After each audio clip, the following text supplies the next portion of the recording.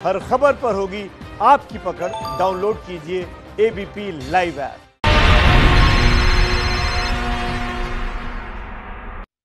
इक्कीस दिन में दिल्ली में कोरोना के 1 लाख केस हो सकते हैं। 36 दिन में देश की राजधानी में 2 लाख कोरोना के मरीज हो सकते हैं। 52 दिन में दिल्ली के भीतर 5.5 लाख कोरोना के केस हो सकते हैं। और यह दावा आज दिल्ली के उप मुख्यमंत्री मनीष सिसोदिया ने किया है। लेकिन सवाल यह है कि अब तक 30,000 केस होने पर ही इलाज के लिए सैकड़ों लोग भटक रहे हैं, अस्पतालों के चक्कर काट रहे हैं। तो सोचिए आगे क्या होगा। नमस्कार, मैं अनुराग मुस्कान घंटी बजाओ शो में आपका स्वागत करता हूं। आज का मुद्दा बहुत चिंता में डालने वाला है। सांसों की कीमत पर सियासत करके परिवारों को बिखेर देने वालों की घंटी बजानी है आज आपको।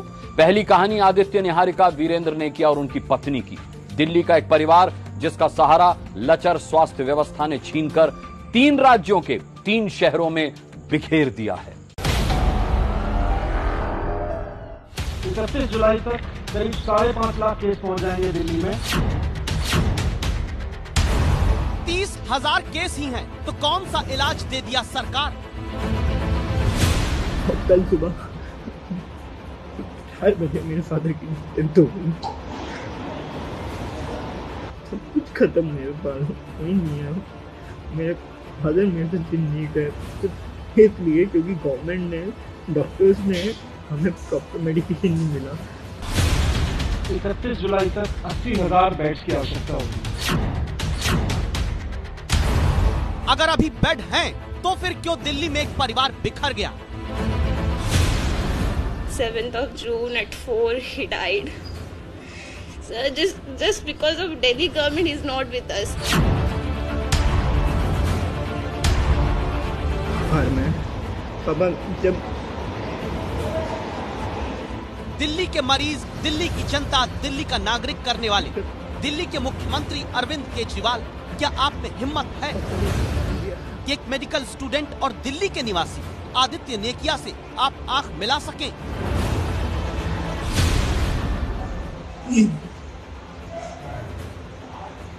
सर, मैंने एक को खो दिया, दूसरा नहीं खो सकता।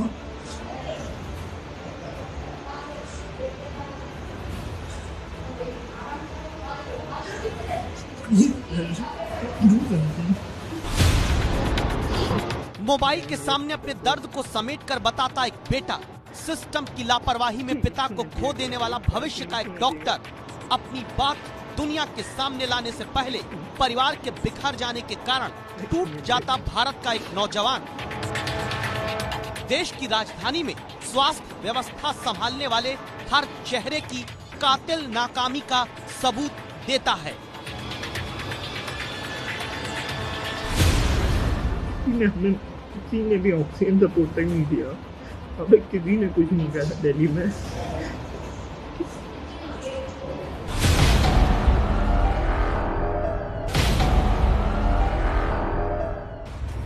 बेटा बाद में मौका नहीं मिला, हाथ जोड़ दे बेटा।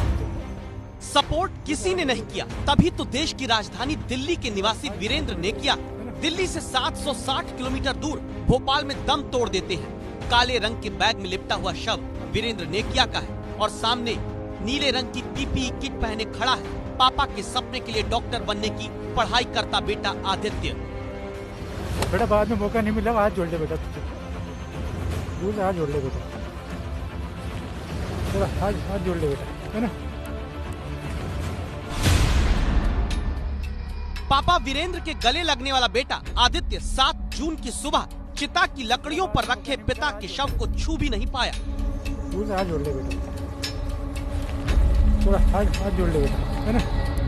क्योंकि दावा है कि दिल्ली के वीरेंद्र नेकिया को राजधानी के किसी अस्पताल में कोरोना के इलाज के लिए छुआ तक नहीं गया। जब दिल्ली सरकार चाहती है कि दिल्ली में दिल्ली वालों का ही इलाज हो। जब आज एलजी साहब से डीडीएम की मीटिंग में हमने रिक्वेस्ट किया कि साहब आपने कल ये फैसला पलटा, तो उससे पहले आपने अपेक्षा की होगी, कुछ आकलन किया होगा कि कितने केस बढ़ेंगे, बाहर से कितने केसेस आएंगे, उसका भी उनके पास कोई आइडिया तो नहीं था। मैंने उनसे ये भी रिक्वेस्ट किया कि सर हो सकता है आपने इस बात का भी आकलन किया होगा कि कितने बेड्स की आवश्यकता पड़ेगी वैसी स्थिति में जब सारे देश से दिल्ली में केस आएंगे। तो उसका भी उनके पास आकलन नहीं था।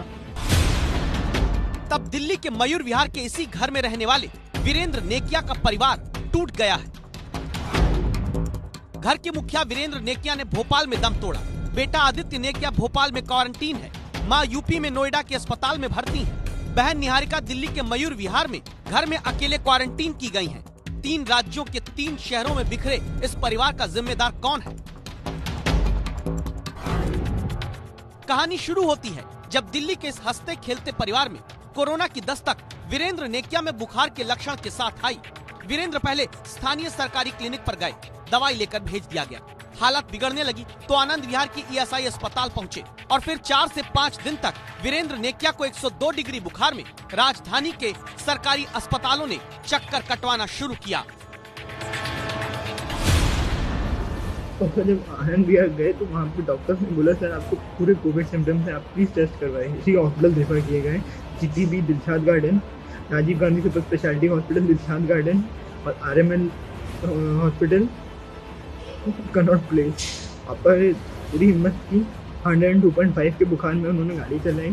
वहाँ पे जीटीवी से पापा जी से ये बोला जा रहा है कि बेटा कि सर यहाँ पे टेस्ट नहीं होता और 2 दिन बाद आइए, वहाँ तब शुरू होगा। हॉस्पिटल से हमसे ये बोला, यहाँ द रिकॉर्डिंग हॉस्पिटल ने बोला कि यहाँ पे कोई टेस्ट नहीं होता है, आप प्लीज़ यहाँ कॉल नहीं कीजिए। Rajiv Gandhi super speciality hospital गए जो दिलशाद गार्डन में ही है, वहाँ पे भी पापा को नाकामयाबी होपलेस होकर पापा घर गए।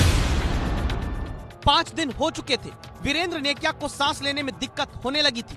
दिल्ली के अस्पतालों में अकेले चक्कर काटते काटते वो टूट रहे थे। तब भोपाल में चाचा के घर रहकर पढ़ाई करने वाले बेटे आदित्य ने अपने पिता की जान बचाने के लिए उन्हें भोपाल बुलवाया। भोपाल पिछले शनिवार को आदित्य अपने पिता को लेकर आया, तुरंत उनको यहाँ अस्पताल ले जाया गया। हमीदिया अस्पताल में उनको एडमिट करवाया गया, मगर हालत बिगड़ चुकी थी। उनको वेंटिलेटर सपोर्ट पे रखा गया और इतवार की शाम उन्होंने दम तोड़ दिया। और कल सुबह 4 बजे मेरे फादर की डेथ हो गई। सब कुछ खत्म, मेरे पास कोई नहीं है। मेरे फादर मेरे से जिन नहीं गए सिर्फ इसलिए क्योंकि गवर्नमेंट ने, डॉक्टर्स ने हमें प्रॉपर मेडिकेशन नहीं मिला। उनको अगर डॉक्टर से बोले अगर 2 दिन पहले उनको थोड़ा ऑक्सीजन मिल जाता होते, वो मेरे पास होते हैं। किसी ने भी ऑक्सीजन सपोर्ट तक नहीं दिया। अब किसी ने कुछ नहीं कहा दिल्ली में।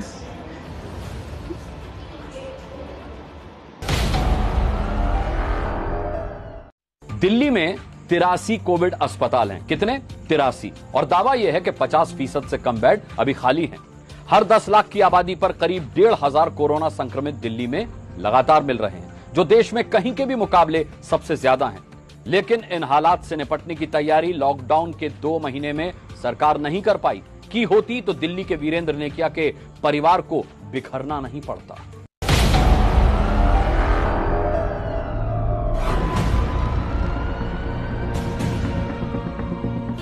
बेड नहीं दिया है, सिर्फ यहाँ बेवकूफ बना रहे। बस उसको ऑक्सीजन अगर यहाँ मिल जाती तो बहुत कुछ हो सकता था, बहुत जान बच सकती। सिस्टम का समझ ही नहीं आ रहा, सिस्टम क्या है हमारे देश का। देश की राजधानी दिल्ली का हाल इस वक्त ये है कि खुद दिल्ली सरकार के मुताबिक 15 जून को 44,000 कोरोना के केस दिल्ली में हो जाएंगे। 30 जून को 1 लाख, 15 जुलाई को 2.25 लाख और 31 जुलाई को 5.5 लाख। लेकिन सरकार के पास व्यवस्था नहीं, जिसका सबूत कल हमने आपको दिखाया। इलाज के लिए भटकते हुए एलएनजेपी अस्पताल के बाहर भाई कमल को गंवाने वाले भूपेश की कहानी। तो हम 5 बजे से घूम रहे हैं, हॉस्पिटलों के चक्कर काट रहे हैं, लेकिन कहीं एडमिट नहीं हो पा रहे हैं। बीएल कपूर में हमने लेके गए, इसमें हमारी 2200 रुपये की पर्ची काटी और उसके बाद 12 साढ़े 12 बजे बोलते कि आप यहाँ से ले जाइए, हमारे पास बेड नहीं है। एलएनजेपी लेके आए हैं, एलएनजेपी ने अभी तक का टेस्ट नहीं किया और आज सुबह पता लगा कि मेरे भाई नहीं थे। बेटा बाद में मौका नहीं मिला, हाथ जोड़ ले बेटा।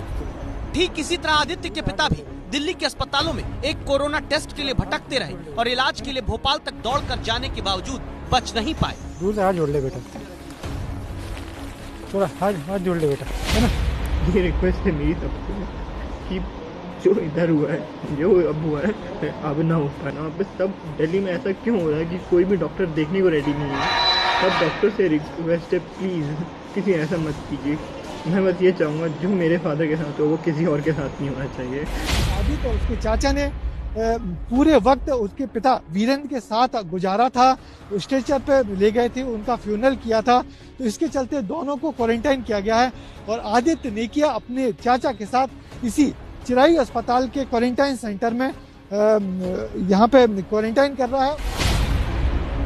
अस्पतालों में सरकारों के बदइंतजामों की कहानी यही पूरी नहीं हो जाती। वीरेंद्र नेकिया के निधन के बाद उनकी बेटी निहारिका कहाँ है, पत्नी कहाँ है? संवाददाता रविकांत दिल्ली में वीरेंद्र नेकिया का घर तलाशते हुए पहुँचे। मयूर विहार फेज 3 के B1 पॉकेट में हम हैं, जहां पर E20 मकान में निहारिका 16 साल की निहारिका होम क्वारंटीन में है, अकेले हैं। पूरा परिवार इस समय बेहद मुश्किल दौर से गुजर रहा है। मुश्किल दौर इसलिए क्योंकि जैसे ही भोपाल में पति वीरेंद्र नेकिया की मौत की खबर बेटे आदित्य से पत्नी को मिलती है, निहारिका की मां को अस्थमा का जानलेवा अटैक पड़ा और तब दिल्ली में बेटी निहारिका ने मां के इलाज के लिए सरकारों की क्रूर नीतियों का दर्द अस्पताल में सहा। हम ऑटो में थे, भाई ने मम्मी को बोला and she suddenly had an attack. So मैं अकेली में क्या करती सर, आई वाज होपलेस। वहाँ पे सिविल गार्ड्स थे, उनके साथ हम LBS गए, वहाँ कुछ नहीं हुआ। 1.5 hour I was still with her auto में।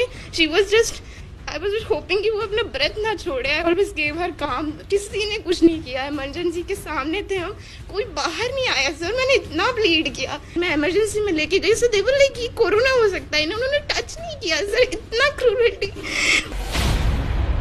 इसके बाद निहारिका अपनी मां को किसी तरह एक पहचान वाले के जरिए नोएडा के मेट्रो अस्पताल में भर्ती करा चुकी हैं।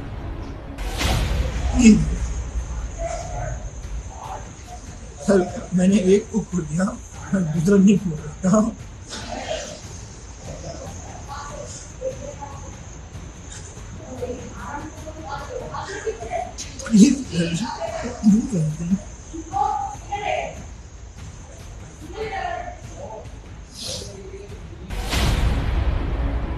दिल्ली की सरकार को जवाब देना होगा। अगर दिल्ली वालों के लिए बेड रखने हैं तो दिल्ली के वीरेंद्र सेकिया को क्यों दौड़ाया गया?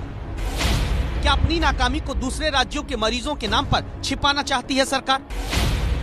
अस्पतालों में मरीज को तुरंत देखने की जवाबदेही क्यों नहीं तय होती है?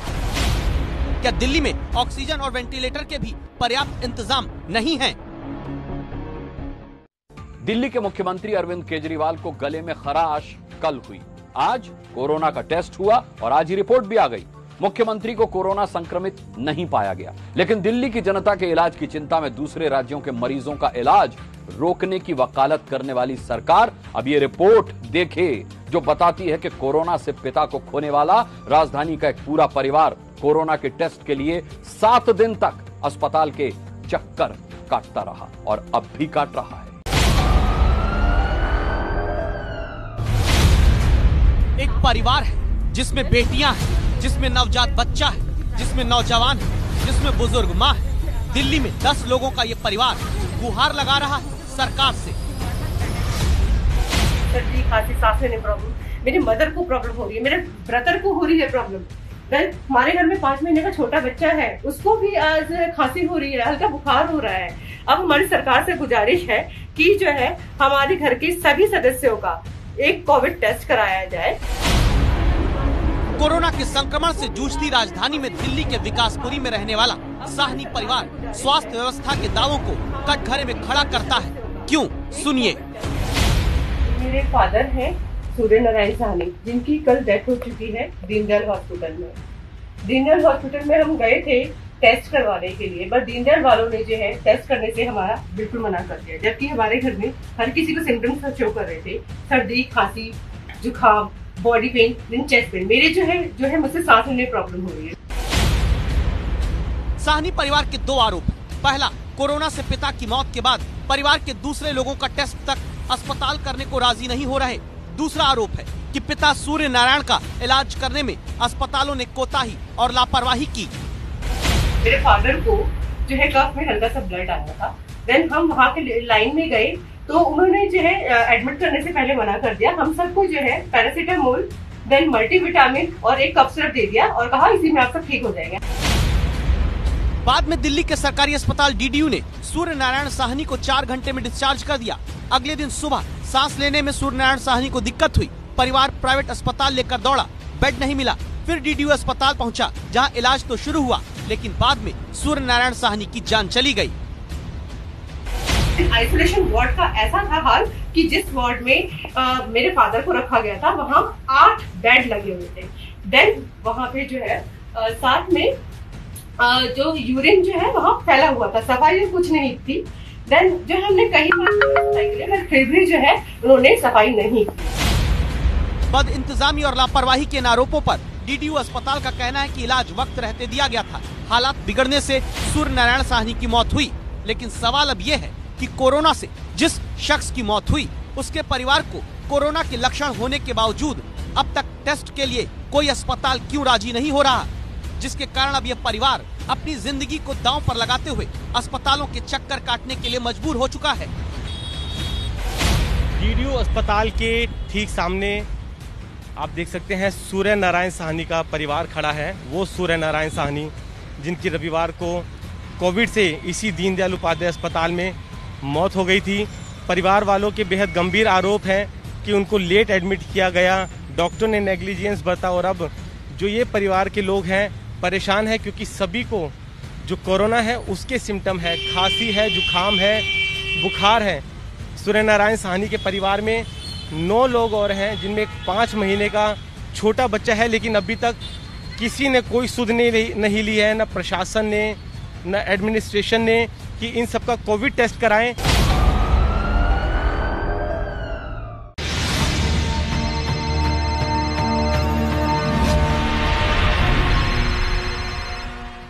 इलाज के लिए बेड अगर मिल भी जाता है तो शुरू होता है निजी हॉस्पिटल्स में मनमाने दाम वसूलने वाली लूट का खेल।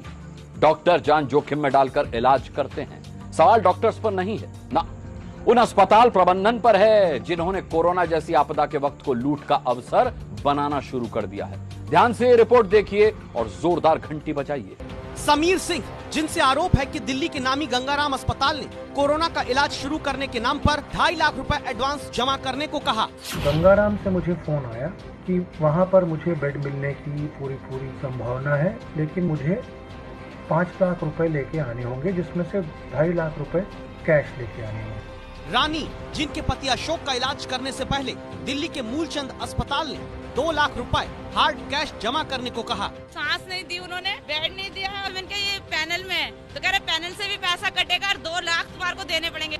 सतीश, जिन्हें भर्ती करने से पहले दिल्ली के तीरथ राम अस्पताल ने दावा है कि 2.5 लाख रुपए की मांग की, तो उन्होंने बोला कि 2.5 लाख रुपए आप जमा करा दो।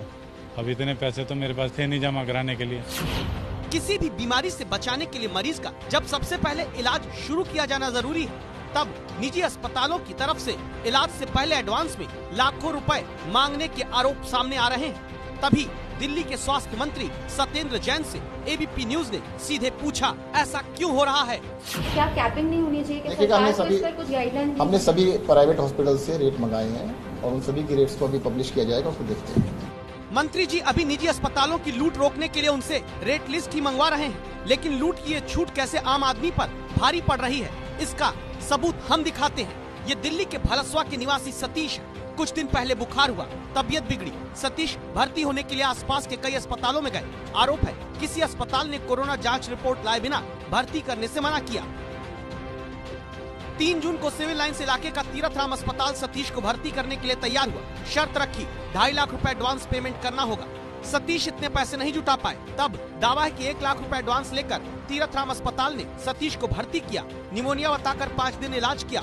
कोरोना टेस्ट तब भी नहीं किया। 7 जून को सतीश को तीरथ राम अस्पताल ने हाथ में 92,000 रुपए का बिल पकड़ाकर डिस्चार्ज किया।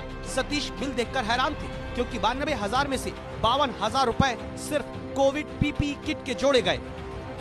पीपीई किट का 52,000 भाई ने बोला, मैंने जाके बोलो, उसने बोला भी डॉक्टर को, हॉस्पिटल को बोला जाके, लेकिन वहाँ उन्होंने कुछ किया नहीं। पैसा एडवांस में ले लिया, तभी मेरे को एडमिट किया, नहीं तो शायद करते भी नहीं।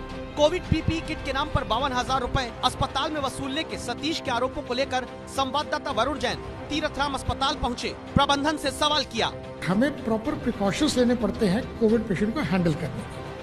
अब वो प्रिकॉशंस इंक्लूड करते हैं कि पीपीई किट डालना, जो काफ़ी महंगी मिलती है, जो अंदर जाएगा हर एक को डालना पड़ेगा, जो डॉक्टर देख रहा है, सिस्टर देख रहा है, जो वहाँ पे क्लास 3, क्लास 4 एम्प्लॉयज़ हैं, उन सबको हमें एक्स्ट्रा एक इंसेंटिव देना पड़ रहा है काम करने के लिए। तो जो ये चार्ज है Covid PP charges, this is not for the PPE alone. अब सवाल ये, क्या पीपीई किट बहुत महंगी होती है? क्या इसके लिए इलाज कराने वालों को पीपीई किट की कीमत जेब से चुकानी पड़ती है? क्या कोरोना से इलाज के वक्त पीपीई किट का खर्चा मेडिकल इंश्योरेंस में कवर होता है? सबसे पहले तीसरे सवाल का जवाब निजी अस्पतालों की लूट से पीड़ित समीर सिंह हमें देते हैं। ज्यादातर इंश्योरेंस पॉलिसी में एक ऐसा क्लॉज होता है जो कहता है कंज्यूमेबल्स, अर्थात वो चीजें जैसे कि सिरिंज, रुई, पट्टी, जो एक ही बार मरीज पे इस्तेमाल की जा सकती हैं, उसका खर्चा मरीज को वहन करना है।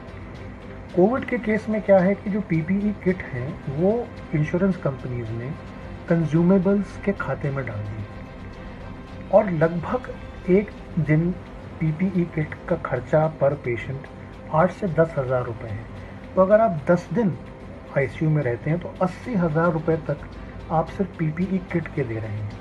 यानी पीपीई किट की कीमत अस्पतालों के बिल के मुताबिक आम आदमी अपनी जेब से भर रहा है। अब सवाल ये कि क्या कोरोना संक्रमण से बचाने वाली पीपीई किट वाकई इतनी महंगी है? तो इसका सच सुनिए all food and drug licence holder foundation के अध्यक्ष अभय पांडे से। 500 से 600 रुपए प्रति किट का कीमत लगाकर वो अस्पताल को सप्लाई कर रहे हैं, मैन्युफैक्चरर्स या ट्रेडर्स। तो इसका कीमत 2,500 रुपए रखना, पेशेंट से चार्ज करना, वो नियमतः गलत है। और इसलिए हमने एनपीपीओ को भी लिखा है कि इसकी एमआरपी तय की जाए, इसके रेट्स फिक्स किए जाए। साथ साथ हम अस्पतालों से भी रिक्वेस्ट करते हैं कि पेशेंट को इसका चार्ज अधिक ना भरना पड़े। यानी इलाज करने वाले डॉक्टरों की पीपीई किट का जो पैसा मरीज से अस्पताल मैनेजमेंट वसूल रहा है, दावा है वो पीपीई किट अस्पतालों को सिर्फ 500 रुपए में मिल जाती है। लेकिन उसी पीपीई किट की कीमत हजारों रुपए लगाकर रोज कई गुना कीमत निजी अस्पताल बिल में जोड़कर वसूलते हैं। इसीलिए एबीपी न्यूज की राय है, सरकारें आपदा के इस दौर में निजी अस्पतालों की मनमानी को रोकने के लिए सख्त कदम उठाएं, लूट की छूट की घंटी बजाएं।